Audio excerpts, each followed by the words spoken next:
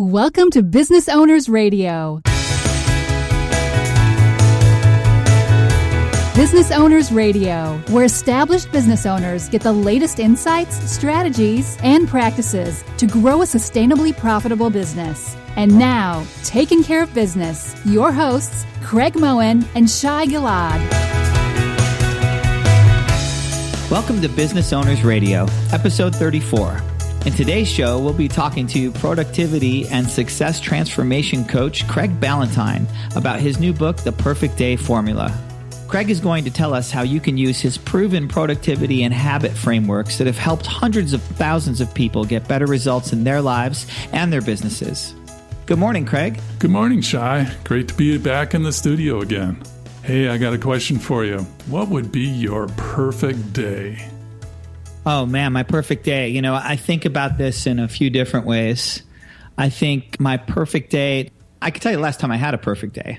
You can remember one. Okay. Yeah. So my perfect day was waking up with the sun in Costa Rica on the beach. Wow. Yeah, it's pretty good.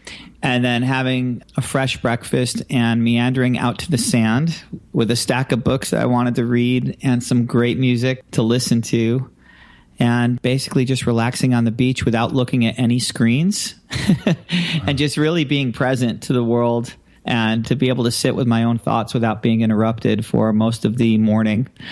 Followed by, an appropriate cocktail in the afternoon, time with my beautiful wife, and surrounded by friends and a great meal in the evening, and just a lot of laughter and a lot of joy.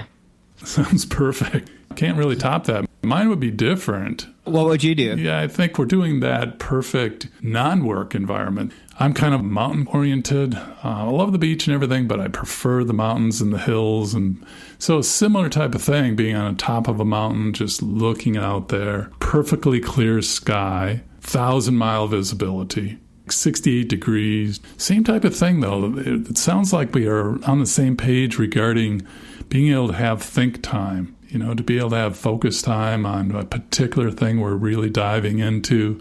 I love to get up with the sun, transfer into working on the focus time, and then, before lunch, really knocking out some great exercise. But yeah, same type of thing, that quiet time we seem to value so much and have so little of it. Yeah, I agree, Craig. And it really goes back to, I think, our episode 12 that we did on productivity when we discussed the concept of the most important thing and how understanding what that is and getting that done in the morning when you're focused really just sets the stage for the rest of your day. And, it's funny. It turns out that's one of our most listened to episodes. It is. I was amazed. People really latched on to that most important thing concept, getting that done early. And I think they really value that. I know it with my clients also. They have transformed focusing that morning first thing segment into the most important thing. So it really makes a difference. So it's a great episode. Yeah, it certainly does. And this concept is no stranger to our guest today. He is productivity and success transformation coach Craig Ballantyne about his new book, The Perfect Day Formula. Good morning, Craig. Welcome to Business Owners Radio. Thank you very much. Well, happy to be here. It's great to have another Craig on the broadcast. So welcome on board, Craig. I think it's going to be a little confusing, but I think we'll do okay. I think so, too. Sounds great. Well, Craig, we're excited to talk to you today about your book, The Perfect Day Formula. Tell us what inspired you to write the book. Well, really, it's a compendium of everything that I've learned over the last 10 years as I've tried to make myself more productive. Like you and many of your listeners, I'm sure that you want to get more done and make big accomplishments in your life. And that means we have to get a lot done in our workday. And that's how I felt. And so I started studying the secrets of productivity experts. And I started studying my day and realized exactly what would allow me to get more done and have more success in life. And then I put it all together in this book to share with many other people. And how long have you been interested in productivity? I mean, how did you get your start thinking about it?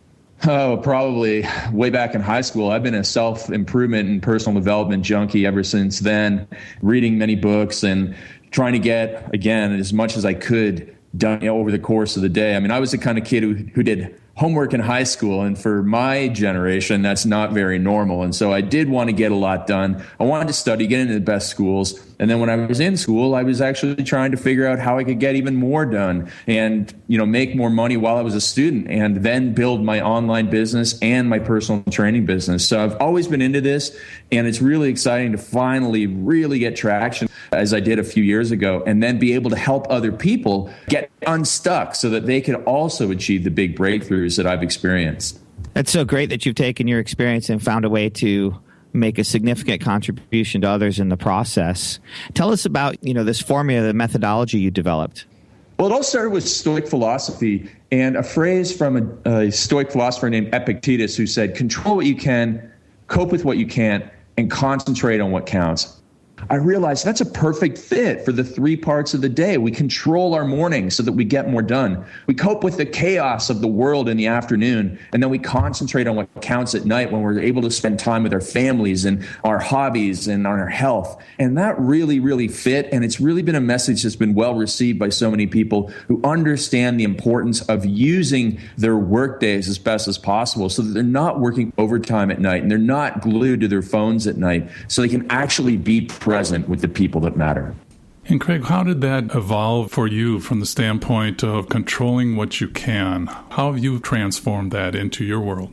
Well, it really comes down to the fact that we can only control our thoughts, words, and our deeds. And in the morning, we can control what time we get up. We can control the number one thing that we do first thing in the morning, whether it's exercising because we need to improve our health, or whether it's sitting down and planning out a family budget in order to get out of debt or to make more money and find ways that we can boost our income, or to sit down like I do and write in the morning because I'm a writer, and I sit down for 60 minutes in the morning and I crank out as much content as I possibly can, just like one of my virtual mentors, I would call him, Stephen King, who's a writer, and he writes from 9 a.m. until 2 p.m. every day. And so a lot of these successful figures control their mornings by doing their number one most important activity so that they get ahead in life. What I've been blown away by is how early you actually start, 4 a.m. Well, I grew up on a farm, so I have a farmer's mentality. And so, you get up as early as the work needs to be done. And what I actually realized over the years, Shai, is that I'm a morning person. And so I used to try and sleep in when I had a little bit more freedom, when I started going full time with my online business. But I realized I had this anxiety building up because I felt like I was chasing the tail of the world. And even if I tried to work late at night, it just did not sit with me. And so most people are either morning people or just regular hour people. There's not a lot of people who are genetically night owls. But what most people will find is that there's fewer distractions first thing in the morning. Nobody's emailing you. Nobody's calling you on the phone. So that is very precious time. And I encourage people to make the most of it. And did you slowly evolve into getting up earlier, or did you go right into 4 o'clock? No, it was definitely a slow evolution. In fact, it was 5 minutes at a time. So when I started it was 7:30 a.m. was when I was getting up. And I just went 5 minutes at a time every couple of days and worked my way back until I felt like, this is the right, perfect time. And so to me, the morning is spiritual. It's just a magic time for me to be up. Again, there's nobody bothering you. You're not competing against the world for anything. And it really is fantastic. Now, I don't believe that everyone needs to get up at 4 o'clock in the morning. Not at all. But what I do recommend is that people get up 5, 10, or 15 minutes earlier than they are right now. And they identify their number one problem or opportunity in their life. And they go down to their kitchen table or to their work desk. And they sit there and they think about the number one problem or opportunity in their life. And they make a plan to take advantage of it or to fix it. And if people did that 6 days a week, they would make incredible progress because that time and that thinking would compound and they would really get payoffs. Yeah, it shows up as sort of the golden hours when the world is quiet and you're able to concentrate and your mind is alive. And then you get into the reality of when this chaos starts. When I read this, I thought, oh yeah, I can see it. When everybody starts arriving, whether it be at the workplace, the office, or the virtual workplace, all of a sudden you're into the world coming after you. What's that like for you? Well, it's being able to plan ahead and be proactive. So everyone knows that the world is going to bring them chaos, and we all know that we're going to have problems over the course of the day, but there's two ways of going about that. You can be reactive and just wait until the world throws its emergencies at you. And that really leads to a lot of struggle. You end up at 5 o'clock thinking, man, I was really busy today, but I didn't accomplish anything. Or you can take the proactive approach and sit there and think, okay, I know that there's going to be obstacles in these areas of life. I don't know exactly what obstacles they're going to be, but I'm going to start thinking of solutions that are going to be general for this area in life. Like, for example, my kids eventually going to have a sick day, or they're going to have some problems at school. I need to be mentally prepared for that. And I need to know what my plans are going to be, my emergency plans for dealing with these emergencies. And if you can think about life that way, then it's less stressful when these things actually do pop up. And that really speaks to your idea of rules and creating rules for your life. When I first read about this in your book, it really made me pause and think about, there are things that I do that I know are habits, and there are habits that I've created with intention, and those feel like rules to me. But I guess I never really heard someone put it that way about creating rules for your life. Tell us a little bit about what inspired that. Yeah, that's a great question. And I know that a lot of people will bristle at that and think, oh, no, I don't need more rules in my life. But here's how rules actually bring us freedom. So first of all, the next time you're in your car, I'm sure you're going to stop at every red light that comes up. And that's a rule that society has put in place so that we can get to where we want to go safely and have freedom to enjoy where we get to. And that's the same sort of mentality that we need to have when we're putting together rules for our own personal life. You don't have to use the word rules. You can call them personal philosophies. Or if you're more techie, you can think of in terms of having an operating system for your life. And it's really just, here's how I operate. Here are the boundaries that keep me out of trouble and keep me moving ahead. And the way that I actually came about it was I always think in terms of health and fitness. And I realized that a lot of people who have nutrition rules, for example, someone who is on a paleo diet, that means they don't eat grains, they don't eat wheat, they don't eat sugar. And if they go to a birthday party where people are offering up chocolate cake, they'll just say, no, I don't eat that stuff. I don't eat cake or flour. But someone else who's just trying to lose 10 pounds and they're trying to resist that cake on discipline and willpower alone will have a much harder time because they don't have a rule built around that. They're just trying to rely on their own internal strength. And that's where we fail. So if we put together our operating system and say, this is my rule for acting in groups at work, this is my rule for my health, this is my rule for what I do first thing in the morning, and this is my rule for, the number one activity I take on my wealth building every day, and this is my social rule, and this is my, personal development rule. If you have little rules like that, again, the operating system in place, you rely less on discipline and willpower, and it makes it easier for the right actions to become automatic, and therefore you have more success. Yeah, defines life a little bit cleaner. I can see that being very effective. You also mentioned the 5 pillars of personal transformation. Tell us a little more about that. Those are what I discovered from my weight loss transformation success stories. So in my fitness business, I've been running the classic before and after weight loss transformation contests since 2008. We've had 25 contests and 4 winners in each contest in the various categories. And each person submits a little essay, 200 or 300 words, and I read them. And every time I see the winner's essay, I think, oh my gosh, they have these 5 pillars in common. And people that drop out after 2 weeks, I realize they're missing 2 or 3 of these. And what they are really 5 rules that allow people to have success, not just in weight loss, but in any area of life.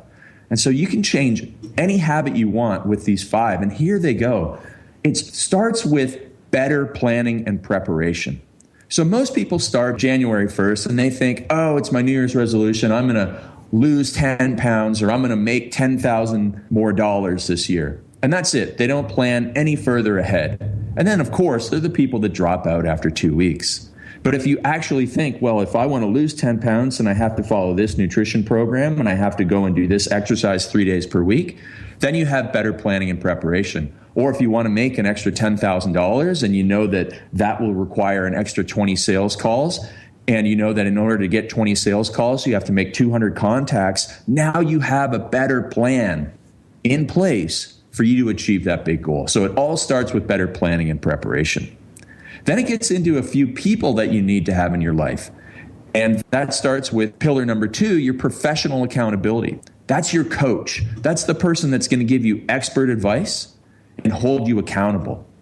And the third pillar is similar but different. It's positive social support. And those are your cheerleaders for life, the people that are going to pick you up when you're feeling down. Now, that's different from professional accountability because cheerleaders will never give you expert advice and they won't really hold you accountable. If you mess up, they'll just say, you're going to do better tomorrow.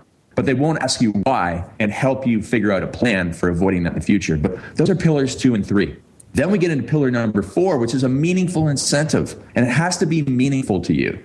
If we go back to that example I talked about at the start with pillar number 1, people often say, I want to lose 10 pounds. And if I do that, then, I'll buy myself a new pair of jeans. And again, that only gets you through that first 2 weeks of motivation. But when you have a tough day, those jeans aren't a real meaningful incentive for you to change. A meaningful incentive for somebody in our weight loss contest is to have more energy for their children or to look better for their spouse to rekindle that relationship. And so the incentive that you give yourself has to be meaningful to you. And then finally, the 5th pillar, this is the one that actually has the greatest impact when they're all in place. And it's the big deadline. And we see as business owners how the big deadline spurs people to action. If we ever have a sale in our business and the sale ends Friday at 5 p.m., so many people rush into the store to beat that deadline. Just like so many people rush into the malls on December 23rd and 24th in order to buy Christmas presents. We know that December 25th is Christmas every year. It doesn't change, but we still wait to the last minute. And that's just human nature.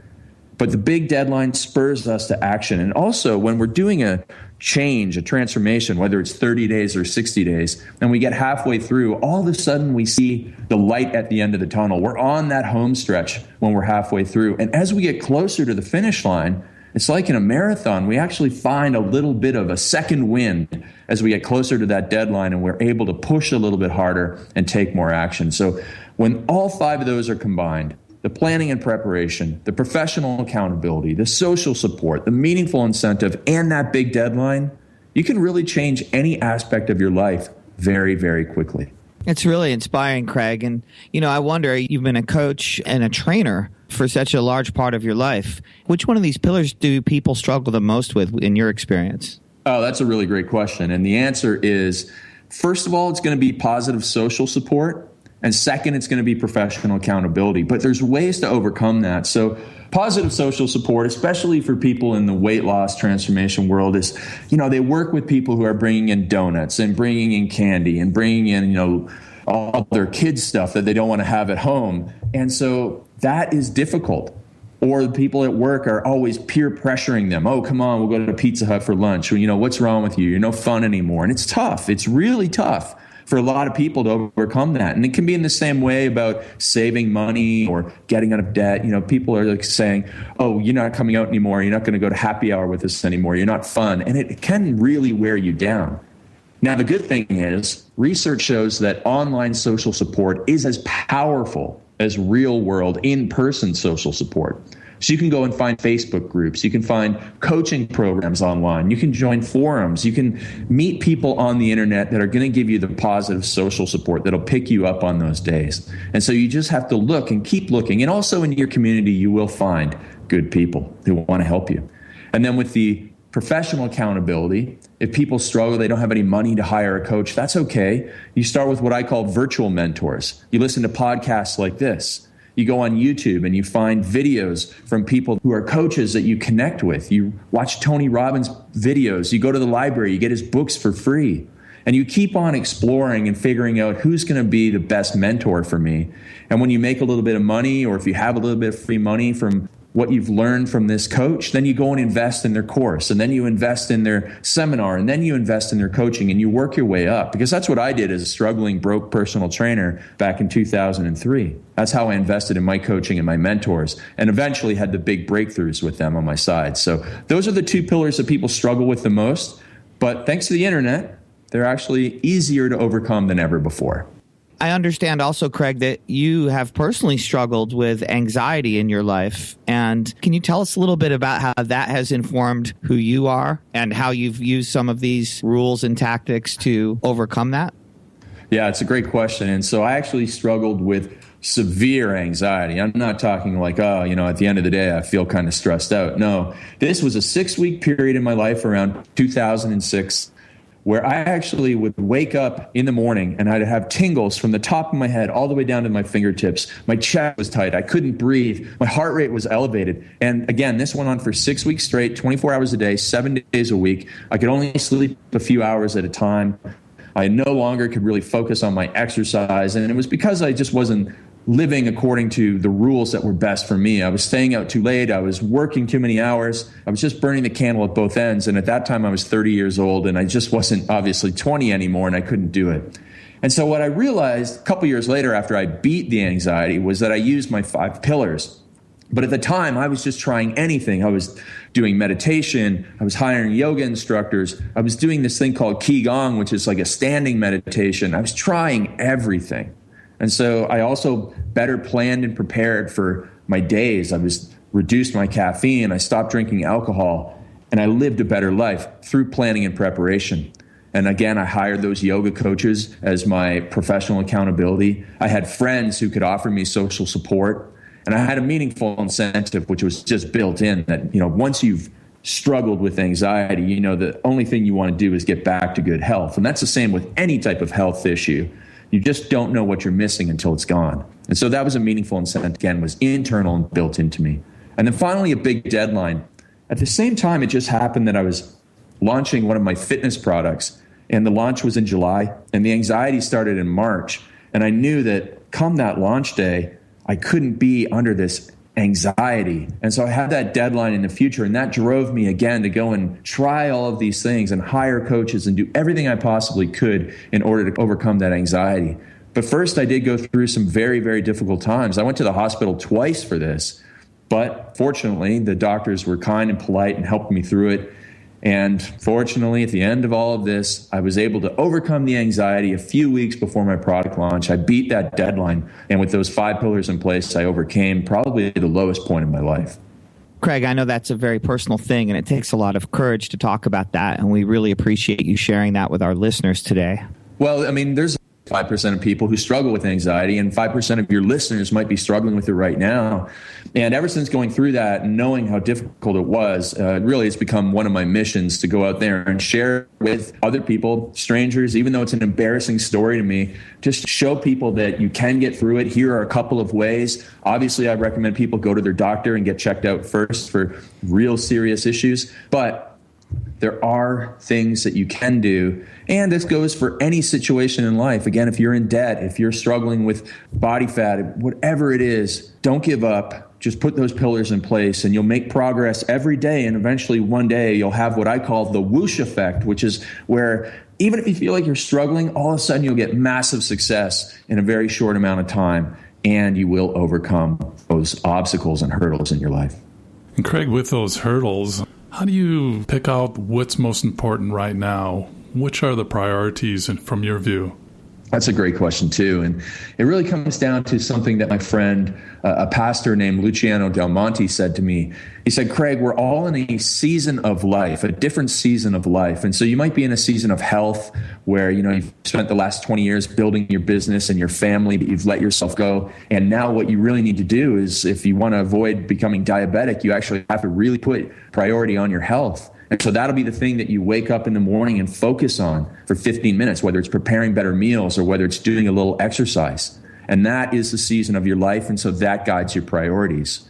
Or maybe you're a young man or woman who's just gotten engaged and you know that you need to buy a house and save up a little nest egg so that you can support your first child when you have it in a couple of years. Well, you'll season of wealth building, and that will drive your priorities and your daily activities. Of course, you'll never set aside your relationships or your health, but they're going to be focusing their number one priority, their time in the morning, so that they are really focused on identifying ways in which they can build their wealth and build their nest egg and, make for a great family life. And then someone like my mother, who's retired and who's doing okay with her finances, she's going to be focused on personal development. She does charity and volunteer work. And that's what is her number one priority right now. And so everyone has that season of life, and it will dictate what you're going to focus on and how you're going to concentrate on what counts. You know, Craig, another thing that you talked about in your book that we sometimes take for granted is goal setting. So I think for business owners, you know, we think of goals, and sometimes we think of those in terms of quarterly goals or annual goals, or sometimes you're setting a project goal and saying, oh, okay, well, I want to try to get this project done by March that we're working on, or I want to get this presentation done by next Tuesday. And you talked about something, though, called process goals. And I thought that was really an interesting concept. Can you tell us a little bit more about the difference between a process goal and an outcome goal and how those work together? Yeah, sure. So something like an outcome goal would be, I want to make an extra $10,000 this quarter, or I'm going to get this project done. You know, we're going to build this new addition to our facility. And so that is the outcome. But what actually has to be done? What are the steps that have to take place in order to get that outcome? So what we learned from the Stoic philosophy is that we can only control what we can. And that is our thoughts, words, and deeds. We can't control the outcome. We can't control exactly how much money we're going to make. We can set that as a goal, but we don't control it. However, we control the actions we take, and those are the process goals. So if we want to make an extra $10,000 and we can make $1,000 for each presentation that we do, we need to figure out, how can I do 10 more presentations? And if it requires knocking on 5 doors in order to get one presentation, then that means I need to knock on 50 doors. And that's the first thing that I can control, is knocking on 50 doors. And then obviously I can also improve my closing ability and my sales presentation, but I can't control whether or not I actually hit that 10,000.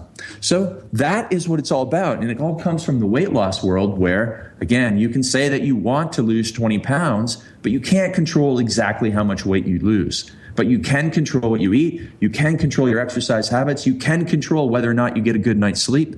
And those are the factors that you focus on. Those are your process goals. And when you focus on your process goals and you do all the right things, you will reach your outcome goals in time. Craig, in some of the readings I notice, there's this nice alignment between structure and that equaling freedom. And having more structure in our life at specific points can really gain that freedom that we're all looking for as business owners. Can you comment on that? Absolutely. And really, if we don't have structure in our life, which, again, a lot of people are probably thinking, oh, I've already got enough structure, I don't want more, and they're resisting this. But again, it goes back to that example of, if we didn't have red lights, if we didn't have structure on our streets, just imagine the chaos we'd descend into.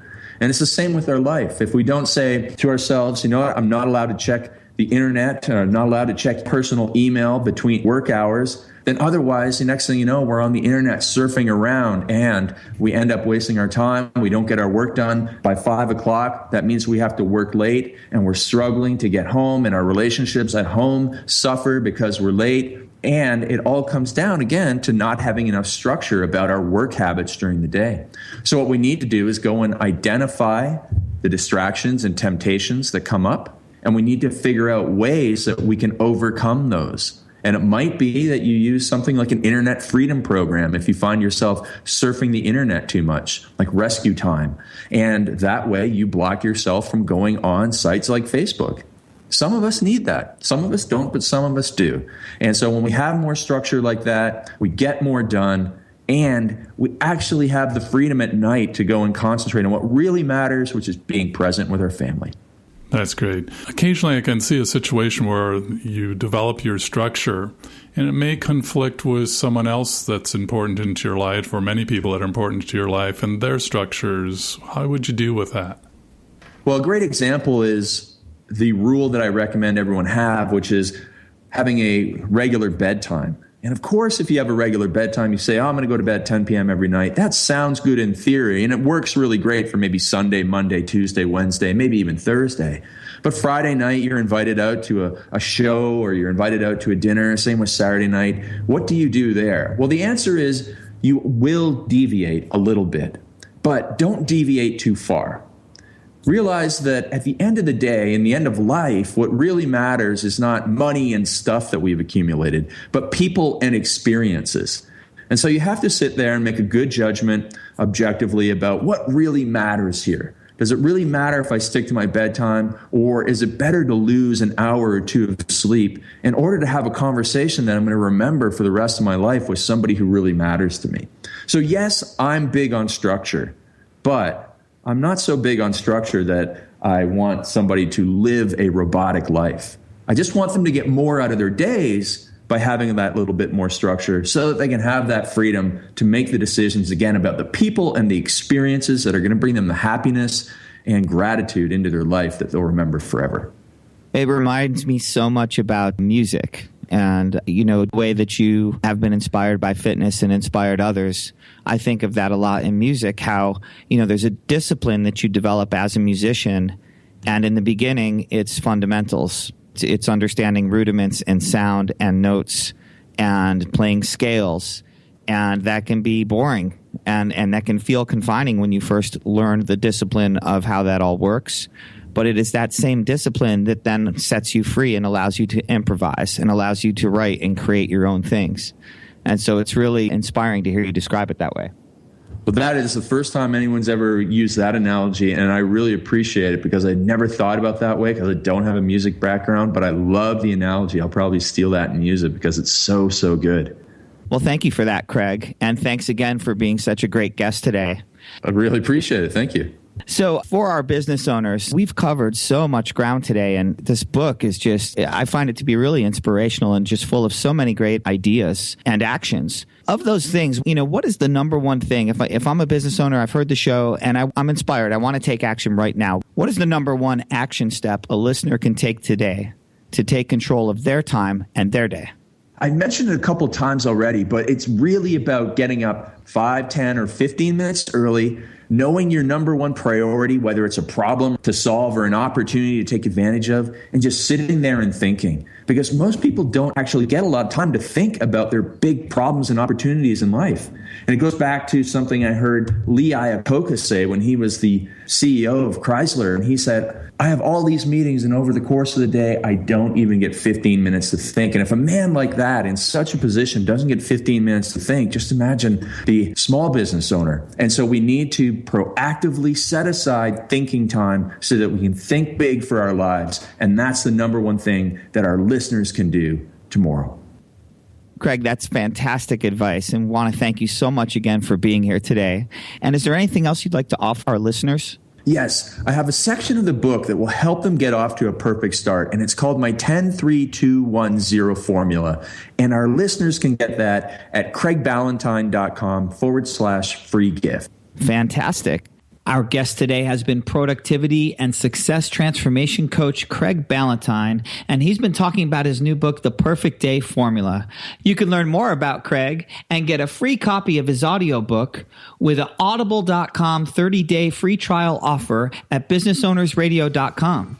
Just go to our show notes and click on Audible 30-day free trial. And while you're there, why not give us a little bit of feedback and earn a chance to win an Amazon gift card? Just go to businessownersradio.com/feedback. Fill out the form and win a chance at an Amazon gift card. Thank you for joining us on Business Owners Radio. We hope you enjoyed today's show. As always, you can read more about each episode along with links and offers in the show notes on our website, businessownersradio.com. We want to hear your feedback.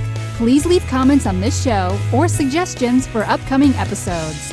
Tell your fellow business owners about the show, and, of course, we would love the stars and comments on iTunes. Till next time, keep taking care of business.